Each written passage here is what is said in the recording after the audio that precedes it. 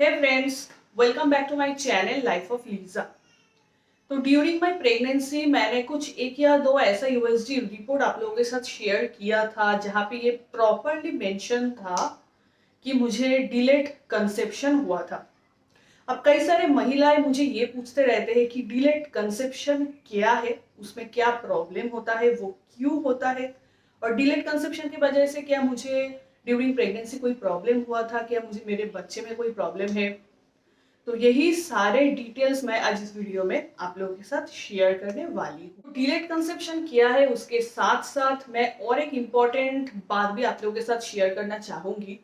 Delayed conception के वजह से मैंने एक गलती किया था ड्यूरिंग माय प्रेगनेंसी। वो गलती भी मैं आप लोगों के साथ शेयर करना चाहूंगी जो मैंने पहले कभी शेयर नहीं किया। आज ये वीडियो बनाते वक्त मुझे ऐसा लगा कि ये आप लोगों के साथ भी शेयर करना चाहिए, ताकि अगर आप में से किसी को भी डिलेड कंसेप्शन का प्रॉब्लम हो तो आप बिल्कुल भी वो गलती मत करना जो गलती मैंने किया था। तो चलिए वीडियो को स्टार्ट करते हैं। तो फर्स्ट मैं ये बताना चाहूंगी, हम सभी को पता है हमारा जो पीरियड साइकिल होता है, पीरियड्स लास्ट पीरियड का जो फर्स्ट डेट होता है वो डेट से हम प्रेगनेंसी का जो डेट है, जो मंथ है, हम कैलकुलेट करते हैं। जैसे आप लोगों को पता ही होगा, मुझे थायराइड था, मुझे पीसीओडी का प्रॉब्लम था और मेरा ट्रीटमेंट चल रहा था। तो जिस मंथ मेरा एचएसजी टेस्ट हुआ था उसी मंथ एक्चुअली मैंने कंसीव किया था। तो मुझे अभी याद है, मेरा एचएसजी टेस्ट हुआ था 8 अप्रैल को। तो डॉक्टर ने मुझे कहा था, मेरा 31 मार्च को पीरियड्स हुआ था, उसके बाद जैसे कि 8 या 9th डे पे पीरियड्स के एचएसजी टेस्ट होता है, तो 31 मार्च मेरा पीरियड्स होने के बाद 8 अप्रैल को मेरा एचएसजी टेस्ट हुआ था। तो डॉक्टर ने मुझे बताया था, एज मेरा 31 मार्च को लास्ट पीरियड्स हुआ था, तो 31 अप्रैल तक मुझे वेट करने के लिए डॉक्टर ने बताया था। अगर पीरियड्स हो गया तो दूसरी बार हम फिर से कोशिश करेंगे, अगर पीरियड्स नहीं हुआ तो डॉक्टर ने मुझे और 10 दिन एक्स्ट्रा वेट करने के लिए बताया था, क्योंकि मुझे पीसीओडी का प्रॉब्लम था, मेरा कभी भी पीरियड्स रेगुलर नहीं था। तो एज पर डॉक्टर 8 तारीख मेरा एचएसजी होने के बाद, एज पर डॉक्टर्स इंस्ट्रक्शन एक दिन छोड़ छोड़ के जैसे इंटरकोर्स हमें करना होता है, डॉक्टर ने मुझे बता दिया था। तो मैंने एक दिन छोड़ छोड़ के हम लोगों ने शारीरिक संबंध बनाए थे। तो 31 अप्रैल मुझे पीरियड्स नहीं आया था। तो एज पर माई डॉक्टर्स इंस्ट्रक्शन मैंने 10th मई फर्स्ट यूरिन लेके मेरा प्रेगनेंसी टेस्ट मैंने किया था, बट शॉकिंगली तब भी मेरा प्रेगनेंसी टेस्ट नेगेटिव आया था। अब मैं बताती हूँ मैंने क्या गलती वो टाइम पे किया था। डॉक्टर इंस्ट्रक्शन के मुताबिक जैसे मेरा 10 तारीख तक भी नहीं हुआ था, मेरा प्रेगनेंसी टेस्ट नेगेटिव हुआ था, तो मुझे लगा था इस बार भी शायद फेलियर है, तो आई एम नॉट प्रेग्नेंट। क्योंकि मैं तब वो चीज़ से एक्चुअली हैबिचुएटेड हो गई थी, हर महीने नेगेटिव नेगेटिव नेगेटिव, तो माइंड पे एक वो चीज़ चलते रहते हैं। तो उसी दौरान हर महीने डॉक्टर मुझे पीरियड्स होने के लिए जो टैबलेट प्रिस्क्राइब करते थे ताकि मेरा पीरियड्स हो जाए, क्योंकि मेरा पीरियड्स कभी कभी 2-3 महीने तक नहीं होता था। तो मैंने खुद से वो टैबलेट मैंने ले लिया था 11 या फिर 12 तारीख से। एक हफ्ते वो टैबलेट लेना होता था, मुझे अभी भी याद है। एक हफ्ते लेने के बाद 4 या 5 दिन के बाद से वो पीरियड्स होना चालू हो जाता था। So that time I was sure कि हाँ, मैंने पीरियड्स, मेरा प्रेगनेंसी टेस्ट नेगेटिव है, तो मैंने एक हफ्ते मेडिसिन ले लिया, अब 4-5 दिन के बाद मेरा फिर से पीरियड्स हो जाएगा। तो मैंने वो ले लिया था, लेकिन मेरा तब भी 4-5 दिन के बाद भी मेरा पीरियड्स नहीं हुआ। एक हफ्ते तक मैंने वेट किया, फिर भी मेरा पीरियड्स नहीं हुआ। Actually then I was shock कि मेरा मतलब प्रेगनेंसी टेस्ट भी नेगेटिव है। डॉक्टर, ऐसा कभी नहीं हुआ कि डॉक्टर की मेडिसिन मैंने लिया लेकिन फिर भी मुझे पीरियड्स नहीं आया। तो ट्रस्ट मी फ्रेंड्स, मुझे अभी भी याद है 21 मई, जी हाँ, 10th मई के बाद 21 मई मैंने फिर से प्रेगनेंसी टेस्ट करवाया था। That time it was positive.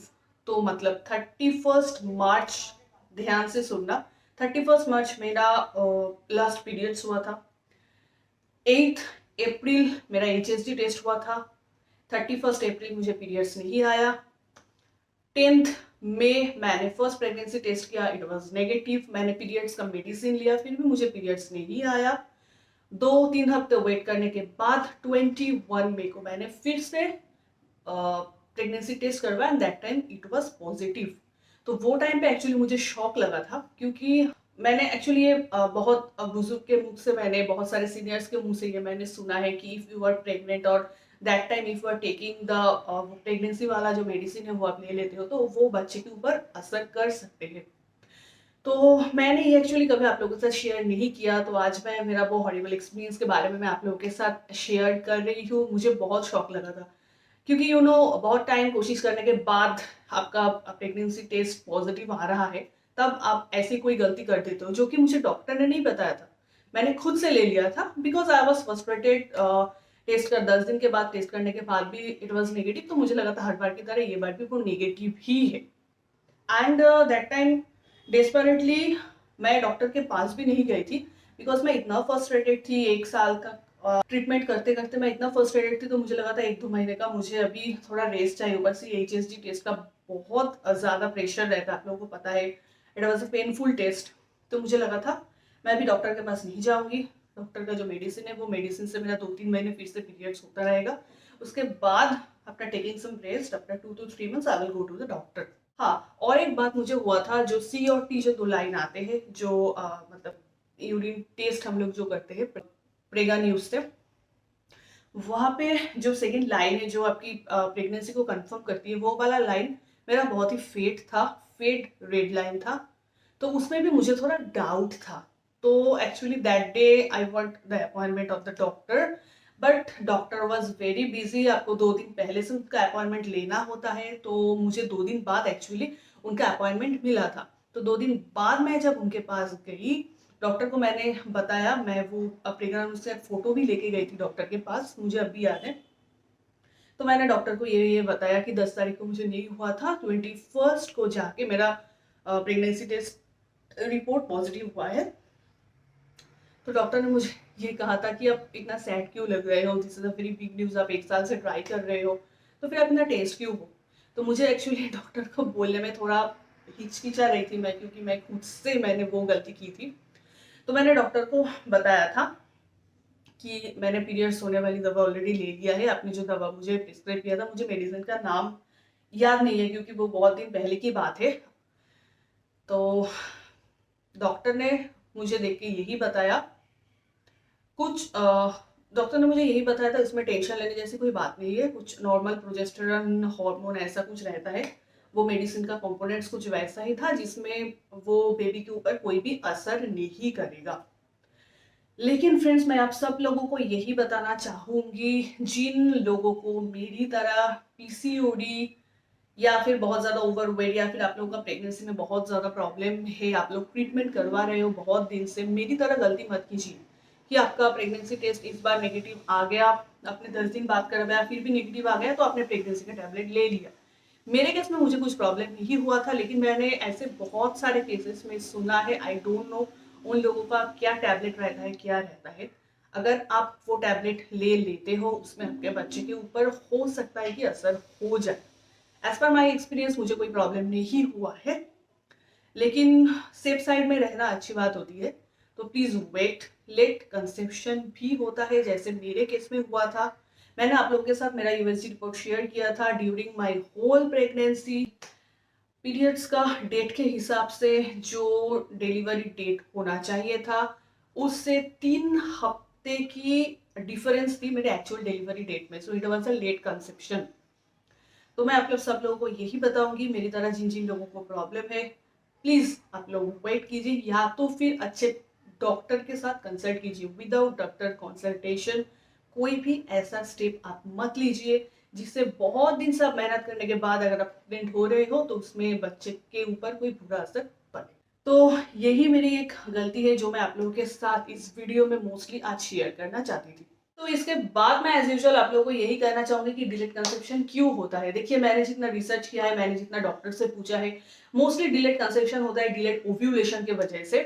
जैसे मुझे PCOD था, मुझे हाइपोथायरॉयडिज्म का प्रॉब्लम था, तो इसलिए मेरा जो पीरियड्स था वो कभी भी रेगुलर नहीं था। पीरियड्स अगर आपका रेगुलर नहीं है तो आपका ओव्यूलेशन भी रेगुलर नहीं होता है, वो डिलेड ओव्यूलेशन होता है।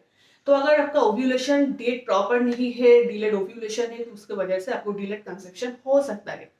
अब डिलेड ओव्यूलेशन क्यों होता है, उसका मेन रीजन है पीसीओएस, पीसीओडी, जो प्रॉब्लम मुझे था, हाइपोथायरॉयडिज्म, ओबेसिटी मतलब बहुत ज्यादा वेट गेन अचानक से, ये भी आपकी डिलेड ओव्यूलेशन का रीजन हो सकता है।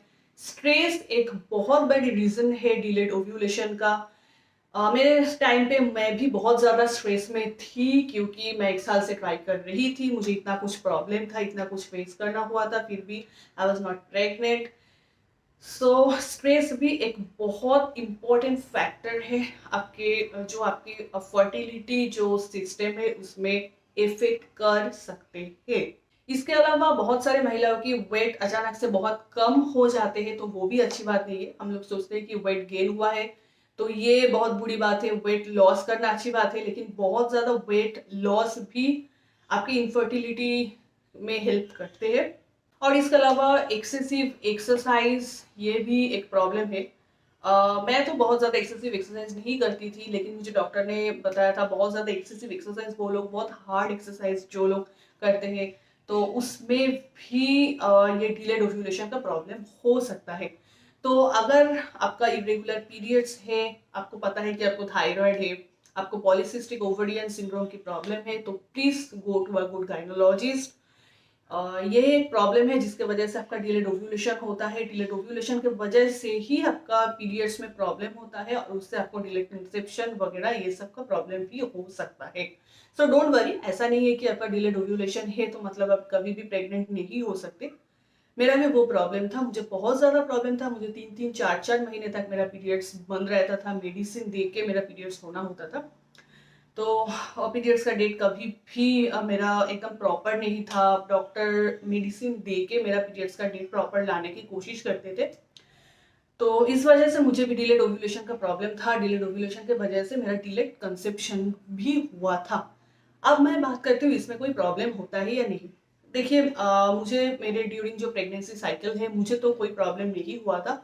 हाँ, जो यूएसजी रिपोर्ट होता है, यूएसजी रिपोर्ट में आपको मैंने ऑलरेडी शेयर किया था आप लोगों के साथ, वहाँ पे आपको ये मेंशन दिखेगा कि ड्यूरिंग आपका जो मेंस्ट्रुअल साइकिल है उसके हिसाब से आपका डिलीवरी डेट एक है, और जो यूएसजी की रिपोर्ट है जिसमें आपके फेटस की ग्रोथ वगैरह सब कुछ देखते हैं उसके हिसाब से आपकी डिलीवरी डेट एक है।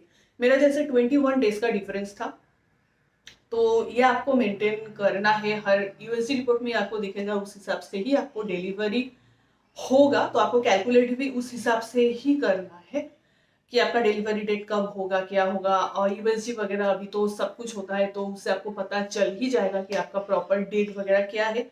तो आप डॉक्टर दिखाइए ड्यूरिंग प्रेगनेंसी, और जो जो यूएसजी रिपोर्ट वगैरह डॉक्टर आपको प्रिस्क्राइब कर रहे हैं वो आप स्किप मत कीजिए, क्योंकि डेट का जो प्रॉब्लम होता है बेसिकली नॉर्मली जिन लोगों का होता है फर्स्ट मेंस्ट्रुअल साइकिल की फर्स्ट डेट से उन लोगों का डेट कैलकुलेट होता है। हम लोगों के केस में वैसा नहीं होता है, तो इसलिए हर यूएसजी प्रॉपरली करना बहुत ज़रूरी है।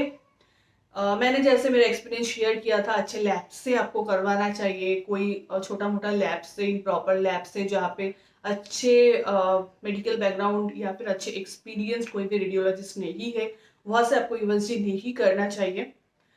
इससे आपको ड्यूरिंग प्रेगनेंसी कोई भी प्रॉब्लम नहीं होगा।